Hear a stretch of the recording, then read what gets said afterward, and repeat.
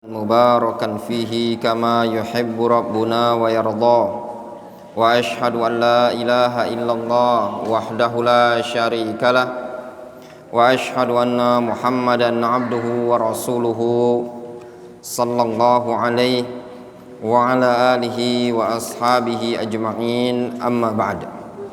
فإنsyaallah ta'ala di malam hari ini, yaitu hari Jumat malam Sabtu ya,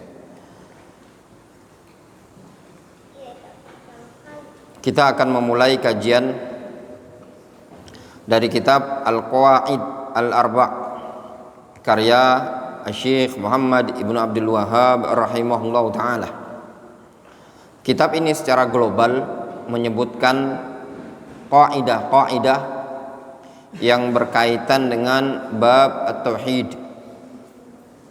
Di sini berisi 4 kaidah yang sangat bermanfaat bagi para pemula di dalam memahami tauhid dan memahami syirik. Sehingga 4 kaidah ini sangat baik bagi para penuntut ilmu untuk dihafalkan. Ya, kalau di matan yang kita miliki ini 4 kaidah ini hanya berapa lembar? Hanya 5 lembar. 5 lembar 10 halaman. Ya, jadi yang punya buku, siapa-siapa yang punya buku di sini? Yang punya kitab ini wajib menghafal. Ya, wajib menghafal. Zainu punya, Abdul Hakam punya, semuanya anak-anak tahfidz punya ya, kecuali yang baru. Mereka yang baru belum dibebankan untuk menghafal ya, karena mereka masih baru ya. Untuk antum-antum yang sudah lama, sudah terbiasa menghafal, maka wajib antum menghafal. Kalau mereka yang masih baru itu belum dibebankan karena mereka masih pembenahan bacaan Al-Quran, masih iqra. Insyaallah ta'ala kita akan hatamkan kajian dari kitab ini dalam waktu 4 kali pertemuan, insyaallah ta'ala. Malam ini, kemudian besok Sabtu, kemudian Ahad pagi ya. Sabtu malam Ahad, kemudian Ahad pagi. Insyaallah 4 kali pertemuan hatam ya, biiznillah ta'ala. Kita baca Bismillahirrahmanirrahim. Syekh Muhammad Ibnu Abdul Wahhab rahimahullah ta'ala memulai kitabnya dengan Bismillahirrahmanirrahim. Beliau tidak memulai buku kitab ini dengan hamdalah. Misalkan khutbatul hajah, innal hamdalillahi nahmaduhu wa nasta'inuhu wa nastaghfiruh. Namun beliau langsung memulainya dengan Bismillahirrahmanirrahim. Dan beliau tidak memulainya dengan ucapan-ucapan beliau, namun beliau langsung mengucapkan Bismillahirrahmanirrahim.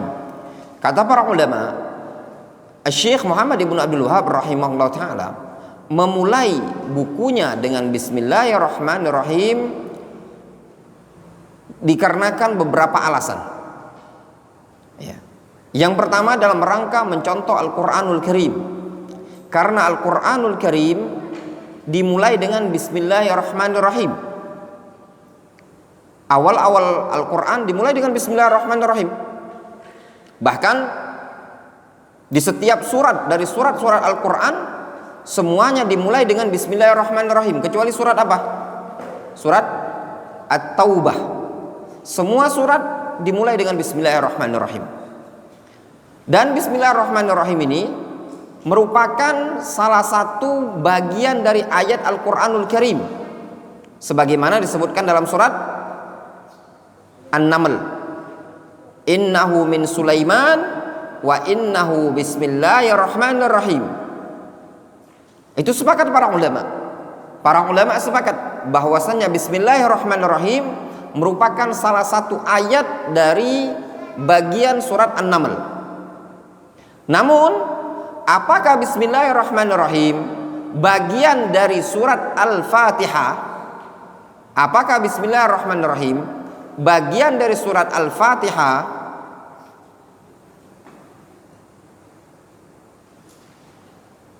Antum duduk situ.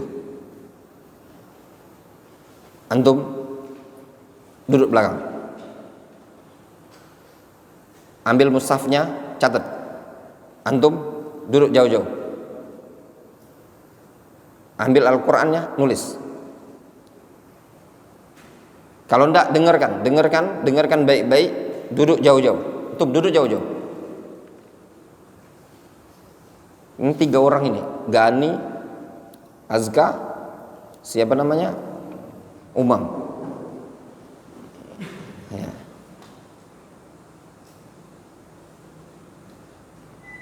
Yang lain dengarkan baik-baik.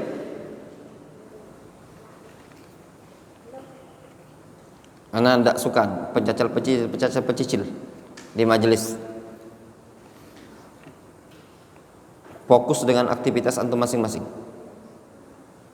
Yang punya buku, lihat bukunya masing-masing. Zainu, Abdul Hakam.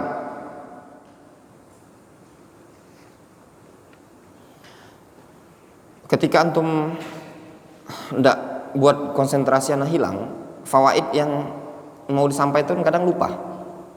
Ya, mesin ini kalau sudah nyala, ketika terhenti itu udah buyar kadang. Apalagi anak nggak punya pegang buku, anak cuma pegang matan.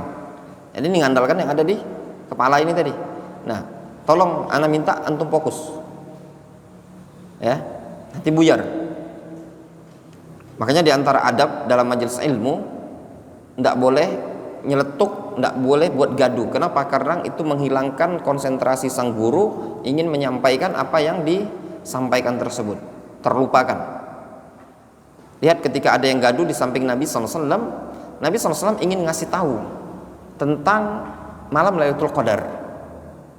Namun ternyata ada yang berselisih di samping Nabi SAW, membuat beliau terlupakan tentang malam Lailatul Qadar tersebut. Ya.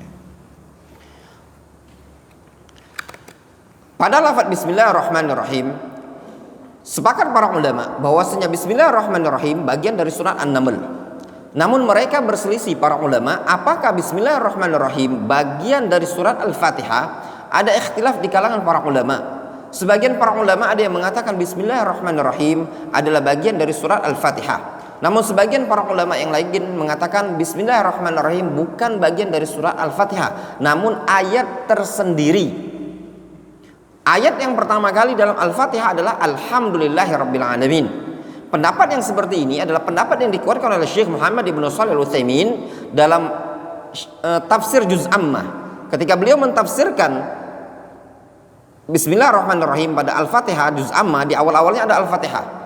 Beliau menafsirkan Al-Fatihah, beliau menyebutkan pendapat yang rajih bahwasanya Bismillahirrahmanirrahim bukan bagian dari Al-Fatihah. Dalil yang beliau pakai yang dikuatkan oleh pendapat ini tadi adalah hadis dari Nabi SAW. Ketika Nabi SAW mengatakan dalam hadis kursi, Allah Subhanahu Wa Taala berfirman dalam hadis kursi, qasamtus shalah baini wa bainal abdi, atau qasamtus shalah baini wa bainal abdi nisfain. Aku bagi as-shalah, yakni al-Fatihah, antaraku dan antara hamba menjadi 2 bagian. Ya, baini wa baina abdi, antaraku dan antara hambaku antara 2 bagian. Fa idza qala alhamdulillahi rabbil alamin hamidani abdi. Kalau dia mengucapkan alhamdulillah rabbil alamin, itu hambaku memujiku. Wa idza qala arrahmanir rahim athna alayya abdi, dia menyanjungku. Nah, berdasarkan hadis ini tadi Nabi SAW menyebutkan, Allah SWT menyatakan aku membagi Al-Fatihah antaraku dan hambaku adalah 2 bagian. Tatkala dia mengucapkan alhamdulillahirabbil alamin, di situ dalil yang dikuatkan oleh para ulama bahwasanya Bismillahirrahmanirrahim bukanlah bagian dari surat Al-Fatihah, tapi ayat tersendiri. Wadih? Ini juga pendapat yang disebutkan oleh Imam Ibnu Katsir dalam awal-awal tafsir Ibnu Katsir ketika beliau menjelaskan surat Al-Fatihah. Wallahu a'lam. Kemudian, kenapa beliau memulai buku ini dengan Bismillahirrahmanirrahim? Alasan yang kedua, alasan yang pertama tadi apa? Dalam rangka mencontoh Al-Quranul Karim. Karena Al-Quranul Karim diawali atau dimulai dengan Al-Fatihah, dimulai dengan Bismillahirrahmanirrahim. Alasan yang kedua, iqtidaan bin Nabi sallallahu alaihi wasallam, dalam rangka mencontoh Nabi sallallahu alaihi wasallam. Kenapa? Karena Nabi sallallahu alaihi wasallam memulai risalah-risalah beliau dengan bismillahirrahmanirrahim. Ketika beliau menulis surat kepada Raja Romawi, ya, kepada Raja Romawi, isi surat tersebut bismillahirrahmanirrahim min Muhammadin Rasulillahi ila Herakl azimir Rum. Assalamu ala manittaba'al huda aslim taslam. Itu isi suratnya. Awal-awal kali yang dituliskan oleh Nabi SAW melalui sekretarisnya Rasul, tertulis bismillahirrahmanirrahim. Demikian juga surat-surat yang lain yang pernah dikirimkan oleh Nabi SAW kepada raja-raja pada waktu itu. Itu alasan yang kedua. Alasan yang ketiga, bahwasannya memulai risalah dengan bismillahirrahmanirrahim merupakan sunnah al-anbiya, sunnah para nabi. Terbukti ketika Nabiullah Sulaiman alaihissalam menulis surat kepada Ratu Saba yang ada di Yaman Utara, di Ma'rib, isi suratnya innahu min Sulaiman wa innahu bismillahirrahmanirrahim. Ya, ini surat berasal dari Sulaiman, innahu bismillahirrahmanirrahim. Ya. Alasan yang ketiga, min bab iltimasul barakah, dalam rangka mencari keberkahan dengan memulai sesuatu dengan bismillah, ya, dalam rangka mencari keberkahan memulai sesuatu dengan bismillahirrahmanirrahim. Kenapa ada rekaman? Tidak. Oh. Itu yang disebutkan juga, ya, dikarenakan dalam rangka mencari keberkahan, maka hendaknya juga di dalam memulai sesuatu dimulailah paling tidak minimalnya bismillahirrahmanirrahim. Ya, boleh. Syekh Muhammad ibnu Hizam Al-Fadli Al-Ba'dani hafizahullah ta'ala, pengasuh Darul Hadis di Ba'dan, beliau ditanya, apakah disunnahkan memulai segala sesuatu dengan bismillah dalam rangka tabarukan? Kata beliau, tidak masalah, ya, tidak masalah memulai segala sesuatu itu dengan bismillah dalam rangka mencari berkah sesuatu. Minimalnya antum melangkah dengan sesuatu, antum mulai dengan bismillahirrahmanirrahim dalam aktivitas-aktivitas yang kita inginkan. Kenapa? Dalam rangka isti'anatan billahi subhanahu wa ta'ala, meminta pertolongan kepada Allah subhanahu wa ta'ala dengan nama-nama Allah subhanahu wa ta'ala tersebut. Ini ringkasnya yang berkaitan dengan bismillahirrahmanirrahim. Kemudian Syekh Muhammad ibnu Abdul Wahhab rahimahullah ta'ala, beliau mengatakan as'alullahal karim rabbal arsyil azim. Kata beliau, aku memohon kepada Allah subhanahu wa ta'ala al-karim rabbal arsyil azim, Rabb pemilik arasy yang agung. Lihat di sini, beliau meminta kepada Allah subhanahu wa ta'ala. Beliau langsung mencontohkan dalam risalah ini tadi, dalam buku ini beliau contohkan dan beliau praktekkan secara langsung. Kalau mau meminta, minta kepada Allah subhanahu wa ta'ala. Kemudian mimbabil munasabah, beliau minta dengan lafaz as'alullahal karim, aku memohon kepada Allah dengan nama Allah al-karim, atau aku memohon kepada Allah zat yang maha al-karim, maha dermawan. Karam sifatun min sifatillahi subhanahu wa ta'ala. Kedermawanan Allah subhanahu wa ta'ala tidak terbatas, tidak sama dengan makhluk. Kedermawanan yang sangat luas. Dan di sini sangat layak, sangat cocok sekali beliau memohon kepada Allah subhanahu wa ta'ala sebagai zat yang al-karim. Ini juga digolongkan mensifati Allah subhanahu wa ta'ala atau mensifati Allah subhanahu wa ta'ala dengan al-karam merupakan akidah ahlus sunnati wal jamaah, dan juga merupakan prinsip ahlus sunnati wal jamaah menetapkan nama dan sifat bagi Allah subhanahu wa ta'ala. Di sini beliau menetapkan nama dari nama Allah subhanahu wa ta'ala, diantaranya apa? Al-Karim. Kemudian beliau mengatakan Rabbal arsyil azim, Rabb pemilik arasy yang maha agung atau arasy yang agung. Di sini disebutkan pemilik arasy, Allah subhanahu wa ta'ala Rabbul arsyy, pemilik arasy. Arash adalah a'zamul makhluqat, makhluk yang paling besar. Ingat baik-baik, Arash adalah makhluk yang paling besar, dan Arash adalah makhluk yang pertama kali Allah Subhanahu wa taala ciptakan, dan Arash adalah makhluk yang paling tinggi. Ya, Arash makhluk yang paling besar, Arash makhluk yang paling tinggi, dan Arash makhluk yang pertama kali diciptakan. Dalil yang menunjukkan Arash pertama kali diciptakan adalah hadis Nabi SAW dengan lafaz kataballahu maqadira kulli syai'in qabla an yakhluqas samawati wal ard bi khamsi alfi sanatin, ya, bi khamsina alfa sanatin wa kana arsyu 'alal ma'. Nabi SAW mengatakan Allah telah mencatat takdir makhluk qabla an yakhluqas samawati wal ard bi khamsina alfa sanatin, dengan jarak 50.000 tahun sebelum Allah menciptakan langit dan bumi. Wa kana arsyu 'alal ma', dan ketika itu arasnya sudah ada. Itu alasannya. Dan aras adalah makhluk yang paling besar. Apa dalilnya? Arash makhluk yang paling besar dan yang paling berat.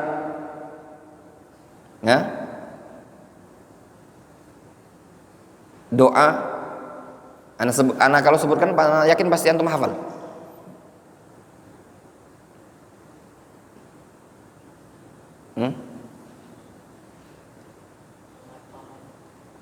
Enggak yang itu.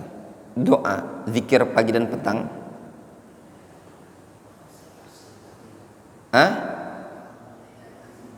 A'udzubillahil azim. Pada lafaz wazinata arsy. Sebelumnya itu enggak, itu masalah masuk masjid, zikir pagi dan petang. Bukan a'udzubillahil azim wa biwajhil karim wa sultanil qadim minasyaitonir rajim, itu masuk masjid, bukan itu. Ada yang hafal?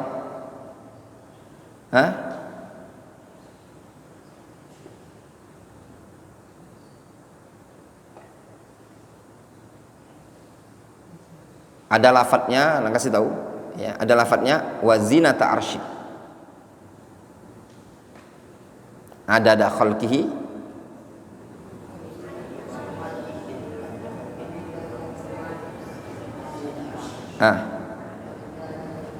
wa midada kalimatihi. Yang awalnya apa? Subhanallahi wa bihamdihi adada khalqihi wa ridha nafsihi wa zinata arsyihi wa midada kalimatihi. Pada lafaz wa zinata arsyihi, Al-Imam Ibnu Qayyim rahimahullah taala beliau menyebutkan ini dalil wa zinata arsyihi, itu dalil menunjukkan bahwasannya arash makhluk yang paling berat. Dan di antara dalil yang menunjukkan bahwasanya arash adalah makhluk yang paling berat, arash itu dipikul oleh para malaikat, di antaranya Jibril. Apa dalilnya? Arash dipikul oleh malaikat, berat sekali. Ya, yang memikul malaikat ada 8 malaikat.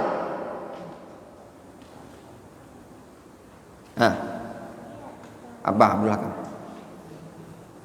Apa dalil Al-Quranul Karim yang menunjukkan bahwasanya malaikat memikul arash?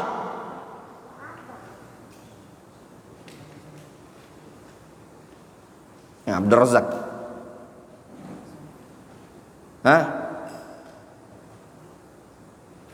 Arash dipikul oleh 8 malaikat. Antum tidak bisa semuanya pusat sekarang.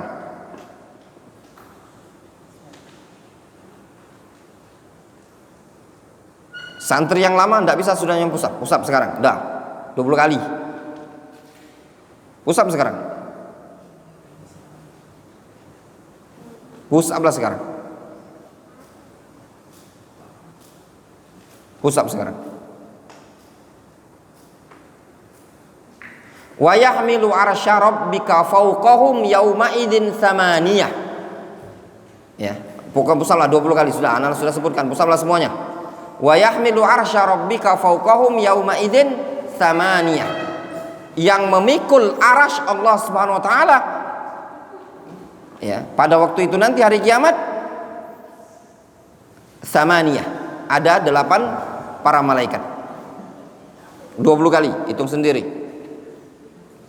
Gimana antum? Kemudian kata beliau, as'alullahal karim rabbal arsyil azim ayyatawallaka fid dunya wal akhirah wa ayyaj'alaka mubarakan aynama kunta. Aku memohon kepada Allah azza wajalla, zat yang maha mulia, pemilik arasy yang sangat agung, ayyatawallaka fid dunya wal akhirah, agar Allah Subhanahu wa taala melindungi engkau, mengurusi engkau, menjaga engkau di dunia dan di akhirat. Itu maknanya ayyatawallaka fid dunya wal akhirah, agar Allah mengurusi engkau, melindungi engkau di dunia dan di akhirat. Wallahu yatawallas salihin, dan Allah Subhanahu wa taala yang akan melindungi orang-orang yang soleh. Lihat ketika perang ya, pada saat perang Nabi sallallahu alaihi wasallam berjumpa dengan kaum musyrikin. Kaum musyrikin mengatakan lana uzza wala uzza lakum. Lalu Nabi sallallahu alaihi wasallam mengatakan kepada para sahabat, ajibu, jawab wahai kaum mukminin, wahai sahabat jawab. Lalu para sahabat mengatakan, Allah lana Allah, Allahu maulana la maula lakum. Allah, kita memiliki Allah, Allah adalah maulanya kami, la maula lakum. Ya. Di sini disebutkan beliau memohon agar Allah Subhanahu wa taala menjaga kita, memperhatikan kita di dunia dan di akhirat. Walayatullah Subhanahu wa taala ala qismain. Perlindungan penjagaan Allah Subhanahu wa taala ada 2 macam. Ada walayatun 'ammah, ada walayatun khassah. Ya. Perlindungan Allah Subhanahu wa taala secara umum, ada yang khusus. Wa yaj'alaka mubarakan aynama kunta. Dan juga aku memohon kepada Allah agar Allah menjadikan engkau diberkahi dimanapun engkau berada. Subhanallah, lihat doa yang sangat baik dari beliau, mendoakan keberkahan kepada kita, mendoakan keberkahan kepada para penuntut ilmu agar dia diberkahi dimanapun dia berada. Al-Imam Ibnu Qayyim rahimahullah ta'ala beliau menyebutkan, di antara bentuk keberkahan seseorang, kata Al-Imam Ibnu Qayyim, ayyakuna mu'alliman al-khaira haitsu kana, tatkala dia menjadi pengajar kebaikan dimanapun dia berada. Al-Imam Ibnu Qayyim rahimahullah ta'ala berdalil dengan firman Allah Subhanahu wa ta'ala dalam Al-Quranul Karim, wa ja'alani mubarakan aynama kuntu. Allah menjadikan aku diberkahi dimanapun aku berada. Kata Al-Imam Ibnu Qayyim rahimahullah ta'ala, ay mu'alliman al-khairah, tatkala dia mengajarkan kebaikan. Sehingga tatkala seseorang berada dalam statusnya sebagai seorang pengajar, sebagai seorang da'i, dan dia mengajarkan kebaikan dimanapun dia berada, maka orang tersebut adalah tanda orang yang diberkahi oleh Allah Subhanahu wa ta'ala. Faham? Antum ingat baik-baik ya. Ini anak menjelaskan, ini anak menyampaikan ini udah khulasoh. Ini kitab Qaidul Arba' ini sudah berkali-kali hatam. Jadi tidak usah antum tanya, jangan-jangan Ustadz ngarang. Ini udah kajian yang kesekian kali. Tadi buka-buka PDF, kepikir mau ngajarkan Qaidul Arba'. Kalau antum mau dengar detailnya, kita sudah ada kajian. Antum dengarkan kajian sebelum yang sekarang di Yaman itu belum berangkat ke Yaman. Sudah ada kajian kitab dengan syarahnya. Antum tinggal dengarkan. Waktu itu masih dalam bentuk rumah, masih mejanya masih jelek, itu sudah hatam, syarahnya langsung. Nah mungkin kedepannya kita akan mengajarkan matan ya. Nanti selesai Qaidul Arba' mungkin al-usul ats-tsalatsah dan semisalnya, mungkin kita lebih ngarap ke matan. Sebab kalau syarah itu Darul Hadis ini sudah hatam semua. Antum tinggal dengarkan syarahnya. Kalau syarah Qaidul Arba', usul sittah, nawaqidul Islam sudah ada semua. Ya. Tinggal kita mengkaji matannya saja. Kemudian wa yaj'alaka mimman idza u'tiya syakara wa idza batuliya sabara wa idza adnaba istaghfara fa inna haula'i tsalath unwanus sa'adah. Dan aku memohon kepada Allah azza wajalla, kata beliau, agar Allah menjadikan engkau termasuk dari kalangan orang-orang yang tatkala diberi dia bersyukur, Tatkala diberi ujian, dia bersabar. Tatkala jatuh pada perbuatan dosa, dia istighfar. Nah, beliau memohon kepada Allah, semoga Allah menjadikan kita ini tadi sebagai orang yang bersyukur tatkala diberi nikmat, dan sebagai orang yang sabar tatkala diuji oleh Allah Subhanahu wa taala, serta agar kita menjadi orang yang senantiasa beristighfar tatkala kita jatuh pada perbuatan dosa. Orang kalau dia hidupnya berporos pada 3 prinsip ini tadi, asyukru indan ni'mah, wasabru indal bala, wal istighfar indaz dzunub. Dia beristighfar ketika jatuh pada perbuatan dosa, maka orang tersebut adalah orang yang bahagia. Fa inna haula'i tsalaats unwanus sa'adah. Karena 3 perkara ini adalah tanda-tanda kebahagiaan. Apa tanda-tanda kebahagiaan? Bersyukur tatkala dapat nikmat, bersabar ketika mendapatkan ujian, dan beristighfar taubat ketika jatuh pada perbuatan dosa. Keterangan yang seperti ini itu dinukil dari kalamnya Al-Imam Ibnu Qayyim rahimahullah taala dalam kitab Al-Wabilus Sayyib. Faham? Ya. Dalam kitab Al-Wabilus Sayyib. Antum kalau mau lihat detail, antum mendengarkan rekaman dari hadis ini. Syarah Qaidul Arba karya Syekh Turki Al-Abdaini. Itu yang kami pakai dulu. Detail dibahas di syarah, ya. Kemudian beliau mengatakan, jelas 3 tanda kebahagiaan. Nah, 3 perkara ini tadi antum bisa jadikan tema muhadharah. Anda sudah biasa kalau ada kajian-kajian yang sifatnya tematik, kadang anak kajian dengan tema itu tadi, 3 tanda kebahagiaan, ya. Bersabar ketika mendapatkan ujian, bersyukur ketika mendapat nikmat, kemudian beristighfar ketika jatuh pada perbuatan dosa. Kemudian, i'lam arsyadakallahu li ta'atihi annal hanifiyyata millata Ibrahim anta abudallaha wahdahu mukhlishan lahuddin wa bidzalika amarallahu jami'an nas wa khalaqahum laha. Ketahuilah, semoga Allah Subhanahu wa taala membimbing engkau untuk menjalankan ketaatan kepadanya. Ya, kata beliau, ketahuilah. Ini kalimat untuk membuat orang itu supaya peka, perhatian. I'lam. Itu juga metode dalam Al-Qur'an. Fa'lam. Ketahuilah. Annahu la ilaha illallah. Itu metode Al-Qur'an. Metode Al-Qur'an. Fa'lam. Fa'lamu ya ibadallah. Nah, jelas? Ini metode Al-Qur'an juga. Ketahuilah, semoga Allah membimbing engkau menuju ketaatan kepadanya. Ya. Ini juga sering doa-doa yang layaknya kita panjatkan kepada Allah Subhanahu wa taala, semoga Allah Subhanahu wa taala membimbing kita untuk taat kepadanya. Kata beliau, annal hanifiyah, bahwasanya Hanifiyah adalah agama Nabi Ibrahim. Apa agama Nabi Ibrahim? Adalah agama yang mengajak kepada Allah Subhanahu wa taala semata, yang mengikhlaskan ibadah hanya untuk Allah Subhanahu wa taala. Itu agama Nabi Ibrahim. Wadih? Agama yang mengajak kepada Allah Subhanahu wa taala. Agama yang mengajak meninggalkan syirik. Itu agama Nabi Ibrahim. Oleh karenanya Allah Subhanahu wa taala sebutkan dalam Al-Qur'anul Karim, kita diperintahkan untuk mengikuti jejaknya agama Nabi Ibrahim alaihissalam. Apa kata Allah Azza wa Jalla dalam Al-Qur'an? Fattabi' millata Ibrahim hanifa. Hendaklah engkau mengikuti agamanya Nabi Ibrahim, yaitu agama yang lurus. Nabi kita Muhammad SAW diperintahkan untuk mengikuti ajaran Nabi Ibrahim alaihissalam, karena ajaran Nabi Ibrahim alaihissalam adalah asal dakwah para nabi, para rasul, yaitu ajaran untuk mengajak kepada ibadah kepada Allah Subhanahu wa taala. Bahkan di salah satu ayat Al-Qur'anul Karim, Allah Subhanahu wa taala memuji di dalam Al-Qur'an bahwasanya Ibrahim alaihissalam adalah uswatun hasanah. Gimana ayatnya? Nggak bisa pusat lagi. 30. Allah memuji Ibrahim dalam Al-Quran bahwasanya Ibrahim adalah uswatun hasanah.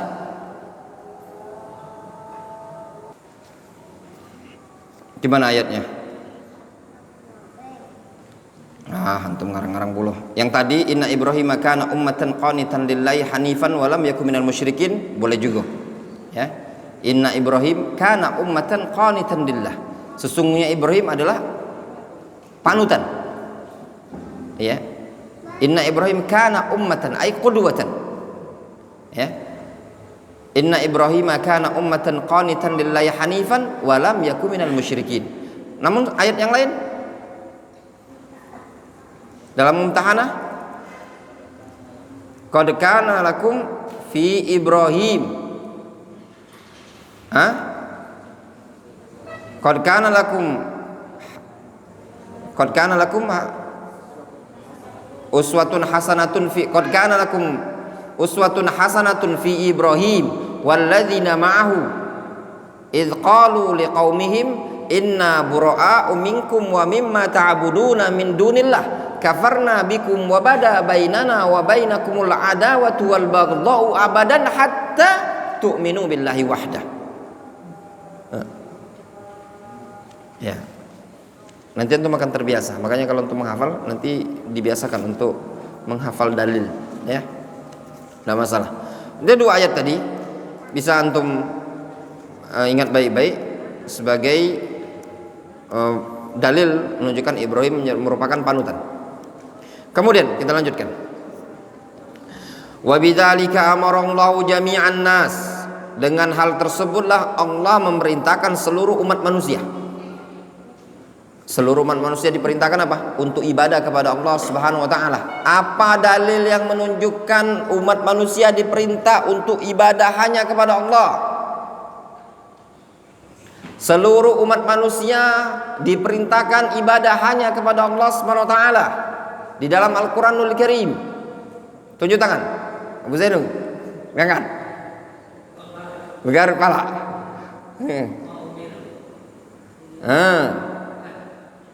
Dalil yang menunjukkan seluruh umat manusia diperintahkan untuk ibadah kepada Allah Azza wa Jalla.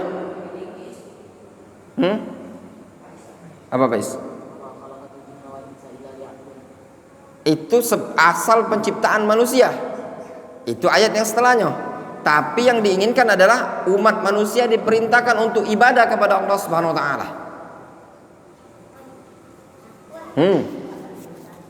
Apa Zainul?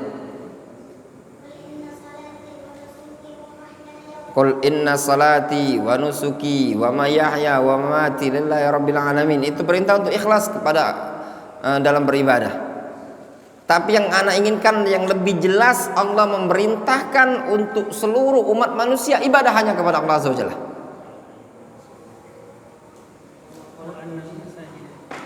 Itu wa ma khalaqtul jinna wal insa illa liya'budun, asal penciptaan disebutkan di sini. Wa khalaqahum laha. Kalau ana sebutkan baru antum nyambung pandai. Wa annal masajida lillahi fala tad'u ma'allahi ahadan. Yang lain yang lebih jelas. Pintar jawabannya. Ya. Ya ayyuhan nas wa'budu rabbakumul ladzi khalaqakum walladzina min qablikum la'allakum tattaqun. Awal kali perintah dalam Al-Quran, perintah untuk beribadah kepada Allah Subhanahu wa ta'ala. Dengan tegas lafadznya ya ayyuhan nas, wahai sekalian umat manusia. Seluruh umat manusia, tidak pandang bulu warna kulit, tidak pandang bulu suku, semuanya. Ya ayyuhan nas wa'budu rabbakum, sembahlah Rabb kalian, alladzi khalaqakum walladzina min qablikum la'allakum tattaqun. Kata para ulama, perintah dalam Al-Quran pertama kali perintah untuk bertauhid. Dan larangan yang pertama kali dalam Al-Quran adalah larangan dari syirik.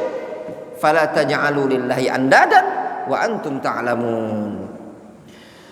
Wa khalaqahum laha.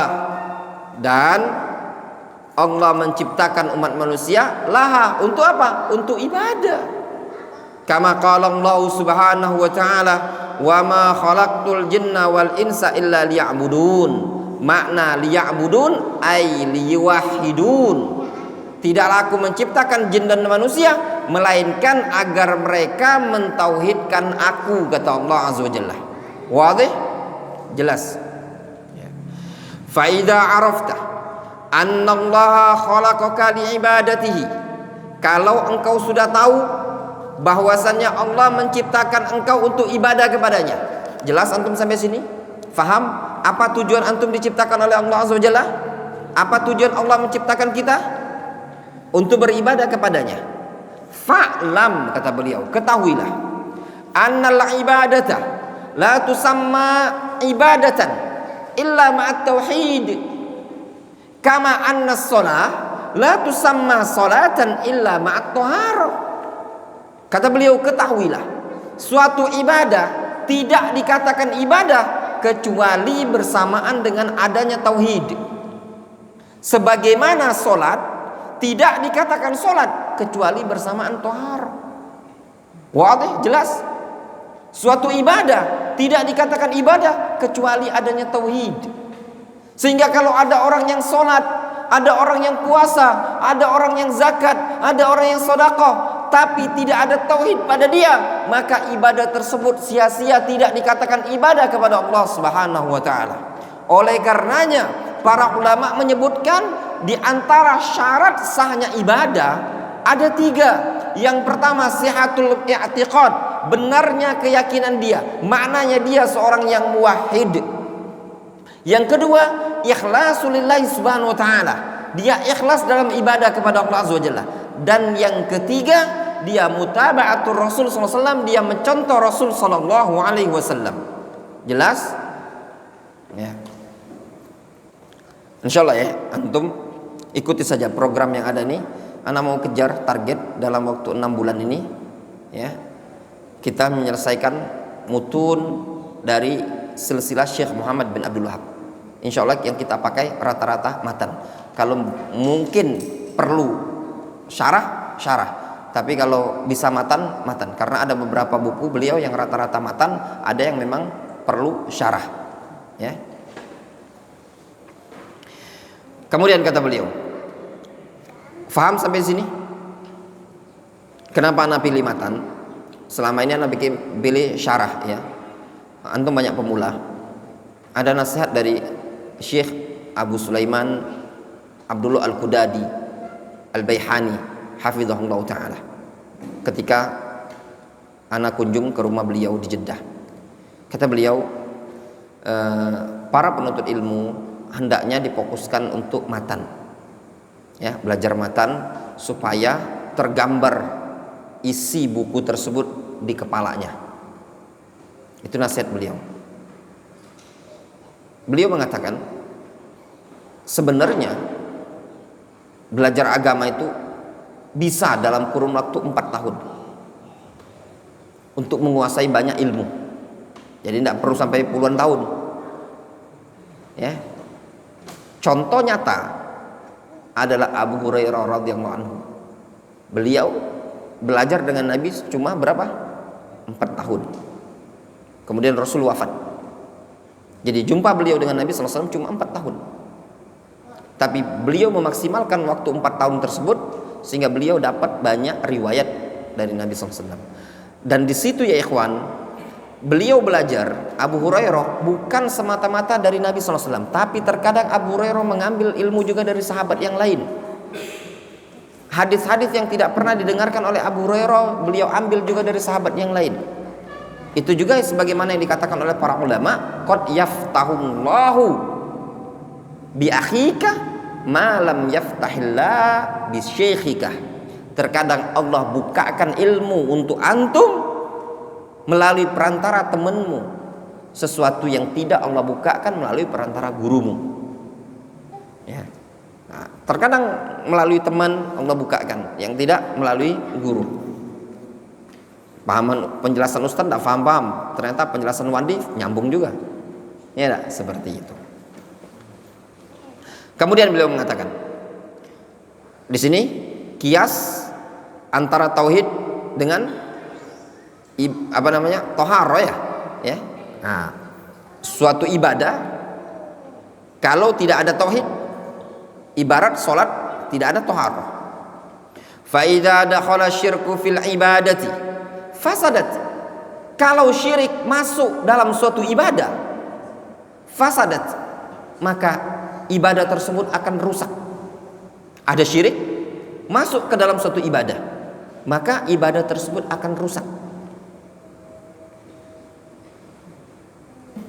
Kal hadathi idza dakhala fit taharah, seperti hadas tatkala masuk dalam taharah. Hadas itu contohnya apa? Kentut, sesuatu yang menghalangi dari sholat, berak, buang angin, itu namanya hadas. Ketika antum sudah bersuci, ya sudah suci, sudah wudhu, ada hadas, buang angin, batal apa enggak taharah antum? Batal, rusak taharahnya antum. Demikian juga ibadah, tiba-tiba kemasukan syirik, maka rusak ibadah tadi. Menunjukkan apa? Syirik sangat berbahaya. Kenapa bahayanya? Karena bisa menghapuskan, mereset, apa namanya, reset lah ya, mereset ulang seluruh aplikasi ibadah yang antum kerjakan. Nol kalau masuk syirik padanya. Kama qala Allah Subhanahu wa taala, sebagaimana Allah Subhanahu wa taala berfirman dalam Al-Qur'anul Karim, "Wa ma kana lil musyrikina ay ya'muru masajidallah syahidina ala anfusihim bil kufr ulaika habitat a'maluhum wa fin narihum khalidun." Wa ma kana lil musyrikin ay ya'muru masajidallah, ndak pantas, ndak layak bagi kaum musyrikin untuk memakmurkan masjid-masjid Allah Subhanahu wa taala, yang mana mereka kaum musyrikin telah bersaksi tentang diri mereka akan kekufuran tersebut. Mereka kaum musyrikin mengaku bersaksi perbuatan mereka sendiri, bukti bahwasanya mereka jatuh pada perbuatan kesyirikan. Nah, mereka ini tadi adalah orang-orang yang tidak pantas, tidak layak memakmurkan masjid-masjid Allah Subhanahu wa taala. Kenapa? Karena pada mereka ada kesyirikan, ada kekufuran. Allah Subhanahu wa taala sebutkan mereka ini tadi kaum musyrikin. Kata Allah Azza wa Jalla, ulaika habitat a'maluhum wa fin narihum khalidun. Mereka adalah orang-orang yang habitat a'maluhum, langsung gugur amalannya, dan mereka akan kekal dalam neraka. Maknanya apa? Kaum musyrikin yang ibadah kepada Allah Subhanahu wa taala, kaum musyrikin yang berupaya untuk memakmurkan masjid, kaum musyrikin yang berupaya untuk ibadah kepada Allah Subhanahu wa taala, namun pada diri mereka ada kesyirikan kepada Allah Azza wa Jalla, maka seluruh amalannya habitat, gugur. Wa fin narihum khalidun, dan mereka kekal dalam neraka. Nauzubillah. Ya, itu dampak negatif kesyirikan, bisa menggugurkan suatu amalan, ya, bahkan menyebabkan seseorang diharamkan masuk ke dalam surga. Waman yusyrik billah, barang siapa yang menyekutukan Allah Subhanahu wa taala, innahu man yusyrik billah faqad harramallahu 'alail jannah wa ma'wahun nar wa ma lidh-dhalimin min ansar. Sesungguhnya barang siapa yang menyekutukan Allah, maka Allah haramkan baginya surga. Dalam ayat yang lain Allah Subhanahu wa taala mengatakan, ya, innallaha la yaghfiru ay yushraka bihi wa yaghfiru ma duna dzalika liman yasha. Allah mengampuni dosa syirik. Allah mengampuni dosa selain syirik, dan Allah tidak mengampuni dosa syirik. Dalam ayat yang lain Allah Azza wa Jalla mengatakan, walau asyraku lahabita anhum ma kanu ya'malun. Kalau seandainya mereka para nabi, para rasul pun menyekutukan Allah, lahabita anhum ma kanu ya'malun, niscaya gugur amalan yang dulu mereka kerjakan. Bahkan Nabi kita Muhammad SAW disebutkan oleh Allah Azza wa Jalla, wa la in asyrakta la yahbatanna amaluka wa la takunanna minal khasirin. Kalau seandainya engkau ya Muhammad menyekutukan Allah, maka akan gugurlah amalan-amalanmu, wala takunanna minal khasirin, dan engkau akan termasuk orang-orang yang merugi. Faham? Jelas? Ayat-ayat yang Anda sampaikan tadi sebenarnya ada semua dalam syarah-syarah Qawaidul Arba. Makanya kalau antum baca buku, antum hafalkan, jadi hafal. Jangan antum kira anda ngehafal. Ngehafal. Faham? Penting, menghafal itu penting. Sama saja karena menghafal juga. Kemudian kata beliau, fa idza arafta anna syirka idza khalatul ibadata afsadaha wa ahbatal amala wa sara sahibuhu minal khalidina finnar. Kalau engkau sudah mengetahui bahwasannya syirik tatkala bercampur dengan suatu ibadah, maka syirik tersebut akan merusak ibadah tadi, wa ahbatul amal, dan syirik tersebut akan menggugurkan amalan. Kata beliau, syirik kalau bercampur dengan suatu ibadah, afsadaha, syirik tadi akan merusak ha tadi apa? Kembali kepada ibadah. Nah ini antum penting, antum belajar bahasa Arab, ya, antum belajar kaidah, antum latihan. Hu muzakkar, ha muannas, latihan. Anna syirka idza khalatul ibadata, khalat fiil, pasti dia butuh fa'il. Fa'ilnya di sini tersimpan, domir mustatir. Kembali kemana? Kembali ke syirik. Berarti takdirnya huwa, bahwasanya syirik. Idza khalata ay asyirku, yaitu syirik. Khalatul ibadata, ibadah. Ini ada fiil, ada fa'il. Berarti butuh maf'ulun bi. Ibadah dibaca maf'ulun bihi. Berarti nasab ibadata. Afsadaha, afsadah itu adalah fiil, ha adalah domir. Domir ini kembali muannas, muannas kembalinya kemana? Kembali ha. Berarti takdirnya afsadal ibadata. Gitu belajar bahasa Arab. Tapi kalau antum sudah belajar, lipet masuk ke lagi, lipet masuk ke lagi dalam kardus. Kata beliau, fa idza arafta anna syirka idza khalatul ibadata afsadaha wa ahbatul amala wa sara sahibuhu minal khalidina finnar. Kalau engkau sudah tahu bahwasanya syirik tatkala bercampur dengan suatu ibadah, maka syirik tersebut akan merusak ibadah tadi, wa ahbatul amala, dan menggugurkan amalan, wa sara sahibuhu minal khalidina finnar, dan pelakunya dia akan menjadi orang yang khalidina finnar, kekal dalam neraka. Na'udzubillah wal iyadzu billah. Kalau antum sudah tahu ini tadi, arafta, engkau akan tahu anna ahamma ma'alaika ma'rifatu dzalik. Kalau engkau sudah tahu syirik itu kalau merusak ibadah akan syirik kalau masuk dalam suatu ibadah merusak ibadah, kata beliau, akan menggugurkan amalan, akan menyebabkan pelakunya kekal dalam neraka.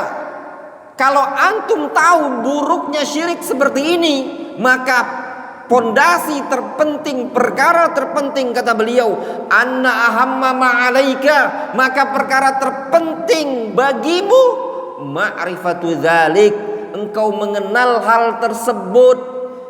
Mengenali apa? Mengenali apa itu tauhid yang benar, apa itu bahaya syirik.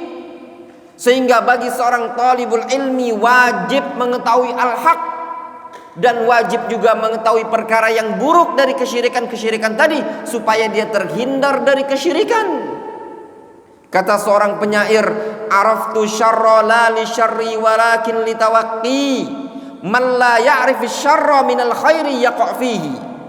Aku tahu keburukan bukan dalam rangka ingin melakukannya, namun dalam rangka untuk waspada, jaga diri. Siapa yang mengetahui kebaikan namun dia tidak tahu keburukan, maka dia khawatir akan terjatuh pada perkara yang buruk tadi. Hudzaifah ibnul Yaman radhiyallahu anhu pernah menceritakan, kanan nas yas'aluna Rasulullah sallallahu alaihi wasallam anil khairi wa kuntu as'aluhu anisyarr makhafata ayyudrikani. Dulu sahabat-sahabat yang lain, sahabat Nabi yang lain sering bertanya kepada Rasul tentang kebaikan-kebaikan. Ada yang datang kepada Rasul dengan bertanya, ya Rasulullah, ayul amali ahabbu ilallah, amalan apa yang paling dicintai Allah. Ada yang bertanya, amalan apa yang paling afdol. Namun kata Hudzaifah, wa kuntu as'aluhu anisyarr makhafata ayudrikani. Aku datang kepada Rasul, aku bertanya kepada Rasul tentang keburukan dalam rangka apa?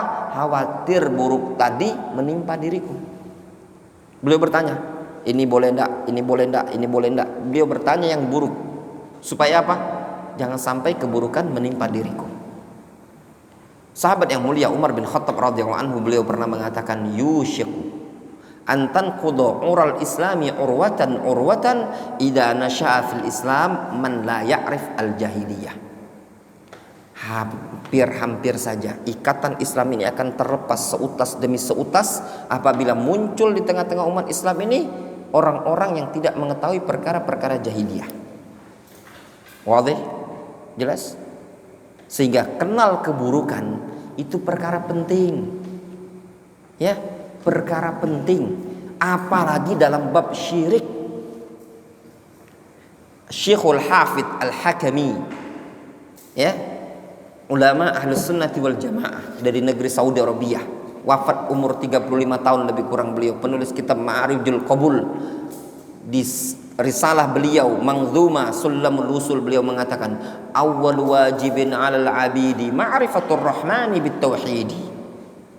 Perkara yang pertama kali wajib harus diketahui oleh seorang hamba, ma'rifatur rahmani bitauhid, mengenal Allah Subhanahu wa taala dengan at-tauhid. Penting ya ikhwan, tauhid itu sesuatu yang sangat penting, sehingga pelajaran yang paling penting itu pelajaran tauhid. Itu adalah merupakan manhajul anbiya fi da'wa ila Allah Subhanahu wa taala, at-tauhid. Disebutkan oleh Syekh Rabi' Ibnu Hadi Al-Madkhali dalam kitab beliau Manhajul Anbiya fi da'wa ila Allah. Metode para nabi dalam berdakwah kepada Allah Azza wa Jalla adalah dakwah tauhid. Sehingga ketika antum belajar tauhid, antum sudah mempelajari perkara yang paling penting dari syariat Allah Subhanahu wa taala. Kemudian kata beliau, la'allallaha ayyukhallisaka min hadhihi syabakah wa hiya syirku billah. Semoga Allah Azza wa Jalla menyelamatkan engkau dari perangkap ini. Apa itu? Wa hiya syirku billah, yaitu syirik kepada Allah Azza wa Jalla. Ini doa dari beliau. Semoga Allah, mudah-mudahan Allah menyelamatkan engkau dari jerat syirik. Ya. Iblis pasang jerat untuk menyesatkan Bani Adam, dan makar jerat terbesar iblis adalah syirik kepada Allah Azza wa Jalla. Orang kalau sudah jatuh pada kesyirikan, iblis senang. Ya, enak kita punya kawan katanya, sama-sama di neraka, kekal di neraka. Ya, karena itu tujuan iblis. Iblis ingin menyesatkan Bani Adam.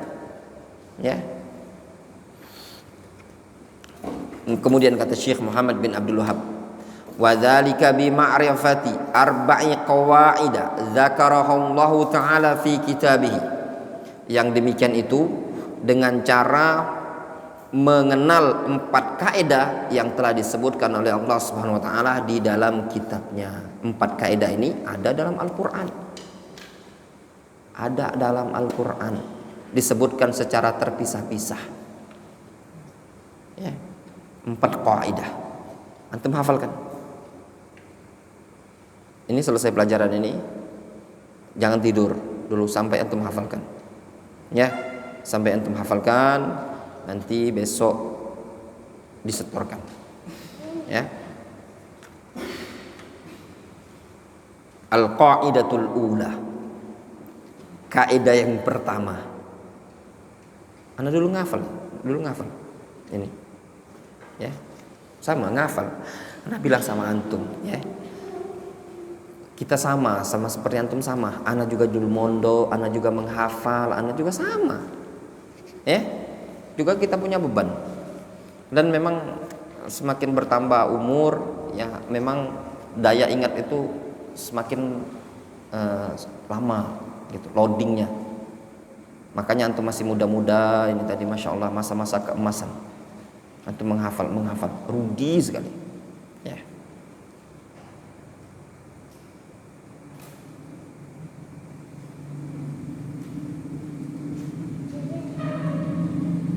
membuktikan orang itu dari sisi hafalan,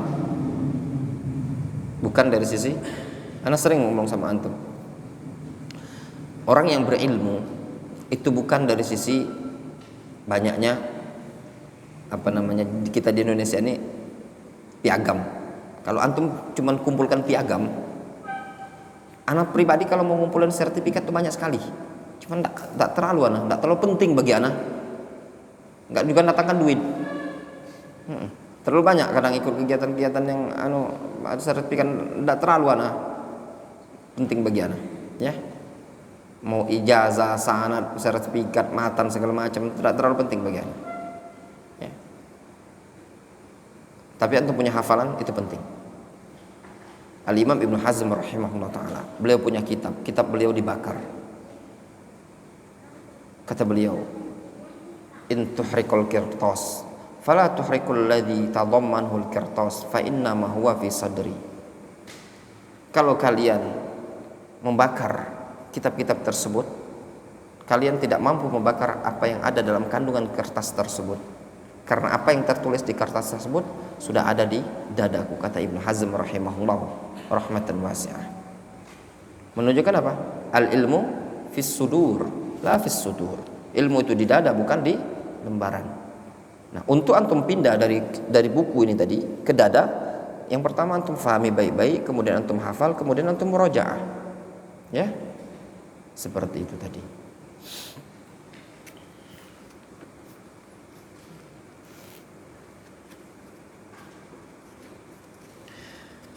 Al-qaidatul ula, kaidah yang pertama, anta'lam, agar engkau ketahui, annal kuffar alladzina qatalahum Rasulullah sallallahu alaihi wasallam muqirruna bi anna Allah huwal khaliqur raziq al-muhyi al-mumit al-mudabbiru li jami'il umur wa lam yudkhilhum dzalika fil Islam.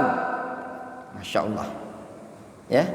Lihat kata beliau, kaidah yang pertama, engkau perlu ketahui annal kuffar, bahwasanya orang-orang kafir, alladzina qatalahum Rasulullah SAW, yaitu orang-orang yang diperangi oleh Rasulullah SAW, orang kufar yang diperangi oleh Rasulullah SAW dari kalangan bangsa Quraisy, dari kalangan bangsa Nasrani atau Yahudi. Mereka-mereka yang dulu diperangi oleh Nabi SAW, mukirrun, mengikrarkan annallaha huwal khaliq ar-raziq. Mereka mengikrarkan bahwasanya Allah adalah al-khaliq ar-raziq. Allah Maha Pencipta, Allah memberikan rezeki. Itu keyakinan orang-orang kufar di zaman dahulu, keyakinannya kakeknya Rasul Abdul Muttalib. Ketika mereka, Abraha dengan pasukan gajah datang dari negeri Yaman, dari Son'a, datang ke Yaman dengan menunggangi gajah, ingin menghancurkan Ka'bah. Itu bisa bayangkan, ya, naik bus, ya, itu bisa 2 hari 2 malam kalau tanpa berhenti, maksudnya itu tanpa antri di perbatasan, ya. Mekah sama perbatasan Saudi Arabia, itu perbatasan Yaman dengan Saudi. Dari Mekah itu anak naik bus, berangkat maghrib, nyampainya maghrib besok. Itu baru perbatasan. Dari perbatasan Saudi ketemu Son'a juga hampir sama, ya, seharian. Gimana kalau naik gajah? Tapi semangatnya Abraha ingin menghancurkan gajah, Ka'bah dengan gajahnya. Ketemu onta dia rampaslah onta tersebut. Ternyata onta ini ada miliknya kakeknya Rasul Abdul Muttalib. Orang udah kocar-kacir, ada gajah, kabur semua penduduk Mekah, bersembunyi. Mereka mau menghancurkan Ka'bah. Datang Abdul Muttalib. Abraha bilang, mau ngapain inti ke sini? Mau menghalangi kami? Katanya, bukan. Aku kesini mau ngambil onta. Itu onta-onta yang kalian rampas adalah ontaku. Ya sudah, kalau onta ambillah. Kau yang pemilik ontanya. Ya sudah, ambillah. Tapi jangan halangi kami menghancurkan Ka'bah. Kata Abdul Muttalib, urusan Ka'bah, amal Ka'bah falah rabb wa ana rabbul ibil. Adapun Ka'bah, dia memiliki Rabb tersendiri, memiliki pemilik tersendiri. Aku adalah pemilik onta, urusanku dengan onta. Urusan Ka'bah nanti pemiliknya sendiri yang ada. Nah, ini menunjukkan apa? Abdul Muttalib pun meyakini bahwasanya Ka'bah memiliki pemilik. Siapa itu? Allah Subhanahu wa taala. Faham? Ya. Itu kaum musyrikin zaman dahulu menetapkan, mengikrarkan yang mencipta adalah Allah Azza wa Jalla. Yang memberi rezeki adalah Allah Azza wa Jalla. Al-Muhyi Al-Mumit, yang menghidupkan, yang mematikan adalah Allah Subhanahu wa taala. Al-Mudabbiru li jami'il umur, yang mengatur seluruh urusan adalah Allah Subhanahu wa taala. Namun ya ikhwan, ya tullabul ilm, keyakinan mereka ini tadi dikenal dengan keyakinan rububiyah. Iqraruhum birrububiyah lam yudkhilhum fil Islam. Pengikraran mereka terhadap rububiyah tersebut tidak menyebabkan mereka masuk ke dalam agama Islam. Walam yudkhilhum dzalika fil Islam, dan tidak menyebabkan mereka masuk ke dalam Islam. Sudah yakin mereka yang menciptakan adalah Allah Azza wa Jalla, yang memberi rezeki adalah Allah Azza wa Jalla, yang menghidupkan Allah Subhanahu wa taala, yang mematikan Allah Subhanahu wa taala, yang mengatur urusan makhluk Allah Subhanahu wa taala. Apakah keyakinan seperti ini menghalangi mereka untuk tidak diperangi oleh Nabi sallallahu alaihi wasallam? Enggak. Ternyata mereka masih diperangi oleh Nabi sallallahu alaihi wasallam. Faham sampai sini? Jadi Abu Jahal, Abu Lahab, ya, dan kaum musyrikin yang lainnya yang diperangi oleh Nabi SAW, mereka meyakini, mengikrarkan pencipta adalah Allah, pemberi rezeki Allah Subhanahu wa taala, yang menghidupkan Allah, yang mematikan Allah Subhanahu wa taala. Dalilnya, wa dalilu qauluhu ta'ala, dalilnya adalah firman Allah Subhanahu wa taala, qul may yarzuqukum minas sama' wal ard amman yamliku as-sam'a wal absar wa may yukhrijul hayya minal mayyit wa yukhrijul mayyita minal hayy wa may yudabbirul amr fasayaquluna Allah faqul afala tattaqun. Katakan ya Muhammad, katakan kepada mereka, tanyakan kepada mereka, man yarzuqukum minas sama wal ard, siapa yang memberikan rezeki kepada kalian dari langit dan dari bumi? Siapa yang memberikan rezeki kepada kalian? Wahai Quraisy, wahai Abu Lahab, wahai Abu Jahal, siapa yang memberikan rezeki kepada kalian? Siapa yang menurunkan hujan? Siapa yang menumbuhkan tanaman?